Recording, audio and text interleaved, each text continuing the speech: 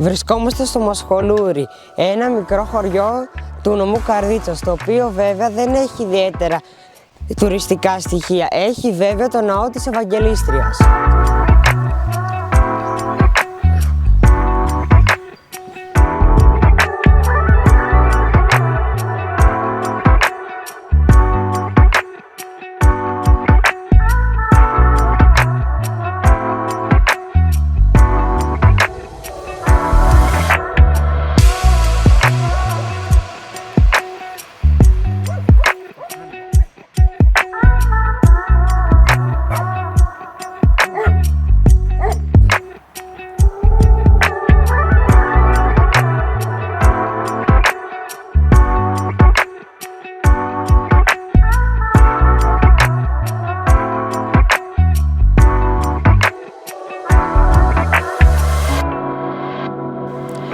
Περπατώντας παράλληλα με το Σοφαδίτη ποταμό, φτάσαμε στο παλιό βυζαντινό γεφύρι που χρονολογείται από το 12ο έως το 15ο αιώνα.